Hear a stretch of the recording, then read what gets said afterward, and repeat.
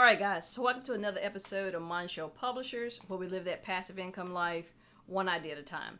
So today's video, as you saw the thumbnail, it is 5 milestones that you need to have accomplished by the time you hit 30. Now, I will tell you, if you are already 30 and you have not hit any of these milestones, you can start them today. All of these items are things that you can start today. And just so you know, I got these out of Money Magazine.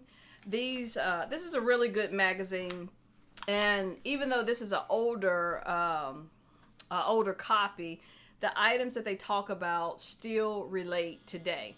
So the very first thing that they say in here is have a budget to track what money you have coming in and going out.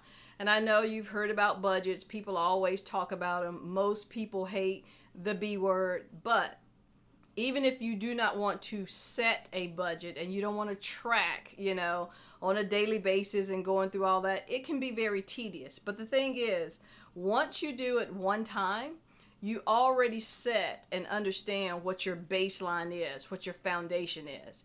There's no way to grow the money that you have or even know how much you have grown that money if you don't know where you're starting from.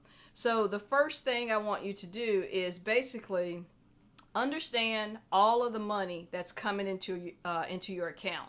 So if you have a regular 9 to 5, if you have some side hustles, some little small gigs, things that you do, understand how much money you are bringing in. And I understand that with side hustles, they may not be consistent. You may make a couple of thousand one month, you may only make 500 the next month. But the goal is just understand, where do you have assets, money that is coming in each month. Once you understand that, then you have to understand how much money is going out of your account each month. Or do you need to use more money than you actually have, which means that you are living above your means? Or is it right at where you're at, meaning that you're living paycheck to paycheck? Your money comes in, you have just enough to pay all your bills, but you don't have anything for savings. You need to understand where you're at with that. So that's the first thing. You have to set some type of budget or understand what's actually coming into your account. The next thing on the list is an emergency fund. Most Americans do not have an emergency fund. And I'll just ask you, if you had a flat tire today, or if you got sick and you had to go to the hospital, I understand you may have insurance, that health insurance that covers that. But even with health insurance, there are some things that may not be covered. Have you met your deductible for the year? Insurance is different for everybody. Some is better, than others. But if you haven't met your deductible, you may have to pay quite a bit before you actually are covered by your insurance. That's what an emergency fund is. You get sick, something happens to your car, something happens to an appliance at home that you have to repair. You don't want to have to dig into your main finances to actually take care of that. That's what an emergency fund is. So you need to have an emergency fund. The third thing that they have on a list is a zero credit card debt is basically what that is. And for some of us, we are deep in debt. That's one of the things that, I pride myself on, is that I don't have any debt outside of my rental properties and my primary property. I don't have any debt outside of that because I pay all my bills on time. I've actually understood, what comes in, what goes out, that type of thing. My rental properties, I could just pay them off right now, but I have people in there, so why should I pay when they're actually paying? But that is a thing that is very important, because the deeper you get into debt, the harder it's going to be for you to get to the point of start building up your wealth. You can't build wealth if you are in debt. So that is something that you have to work on. And to actually pay off debt, there's the snowball effect, or there's the avalanche, effect. And the only difference between those two is you either pay the largest bill first, or you pay the item with the largest interest first. And most people will say, pay what you have the largest interest on, because that's the one that is building up more debt to you if you don't pay that off. And basically, that's the avalanche effect. That means that, let's say you have 5 credit cards. All of them have some debt on them, but one of them has a 30% interest, another one 25, 20, 10, 13, that type of thing. You're going to pay the one that has the 30% interest first. So if you're paying $50 a month on that, and then maybe 10, to 25 on the others a month, when you pay off that $50, that is cutting off your highest interest one, so you're not getting further in debt. You can then move that payment that you were paying on that credit card to the next one. That's what a lot of people do wrong. They pay off a credit card, and then they think, okay, now I got an extra $50 a month. No, you don't have any extra money if you still have credit card debt. So that's one of the things you want to get out of debt as soon as you can. And it's going to take some people longer than it is other people, because some debt is bigger than other debts. And there's nothing wrong with it. Everybody has been in debt at some point. The goal is to get out of debt and stay out of debt. All right. So the other thing that's on here is you need to have started your retirement account by now. So if you are working a 9 to 5 in corporate America, most companies have some type of retirement account, whether it's an IRA, whether it's a 401k, you need to have started your retirement account. And I know a 30-year-old is like, oh, what do I need a retirement account for? Right now, by the time I get to retirement, that money's probably not going to be there. But that is your money. It's not like you're getting money from the government or anything like that. That is your money that is building over time because of compound interest. The longer your money sits in there, the more money you can make. And it doesn't matter how much you put in there. The goal is to try to put in at least 10% if you can. But if you can't put that much in the beginning, put in what you can. Maybe it's 1%, maybe it's 2%. All I can say is anything is better than nothing, because that money will build over time.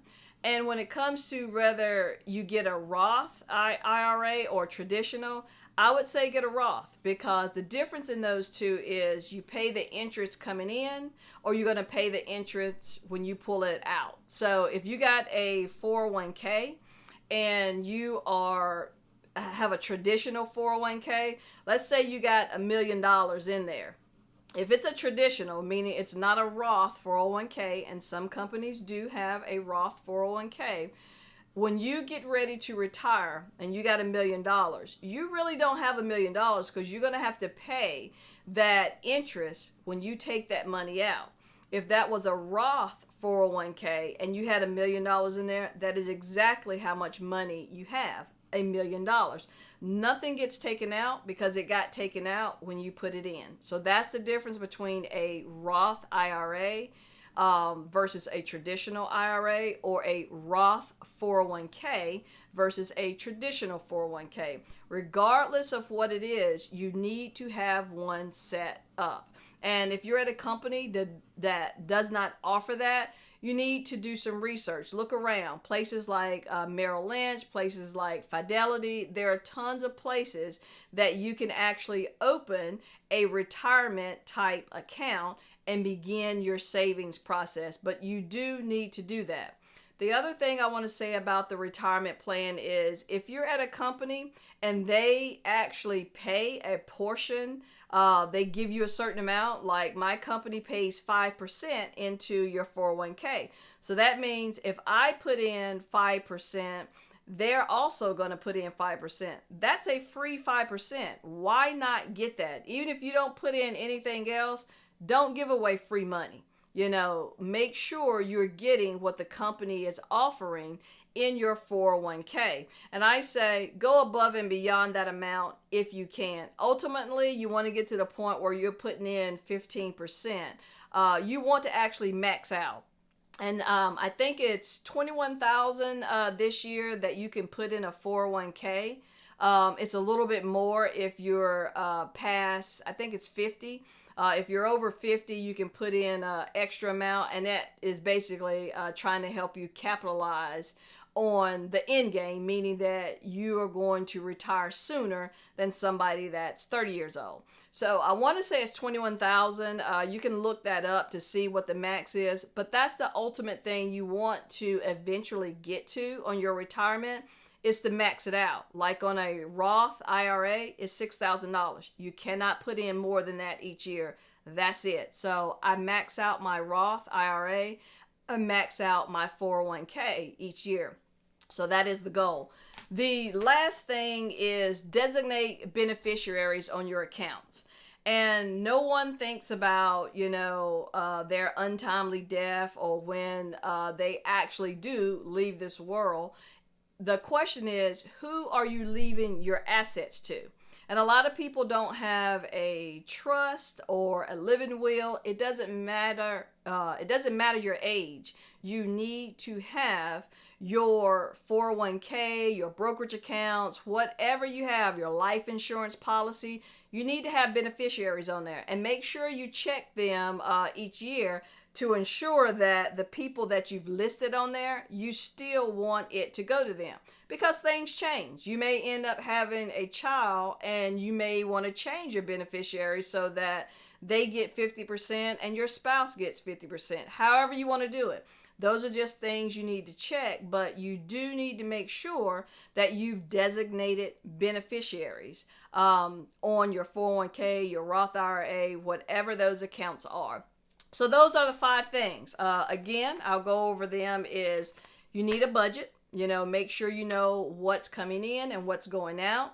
You need to have started your retirement. So whether you do a Roth, whether you do a 401k, a self-employed 401k, whatever, you need to have that started. The next thing is have an emergency fund. And I didn't say the amount on the emergency fund, but the thing is you want to have 3 to 6 months in your emergency fund. And when I say 3 to 6 months, that's 3 to 6 months of your expenses. So if it takes you $1,000 to live each month, meaning whatever bills you have comes up to $1,000, 3 months of that is $3,000. 6 months of that is $6,000. That's what you want to build that emergency fund up to. Think about if when you first hit the pandemic, some of us were not able to work. Others, they were able to work from home. But if you weren't able to work and you had to go 3 months and didn't have a job, would you be able to survive? So that's why you need an emergency fund. So 3 to 6 months for that. The 0 credit card debt, that's just self-explanatory.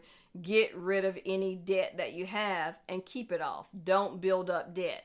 Pay off your credit cards each month if you have to utilize them. And then the last thing is designate beneficiaries on all of your accounts.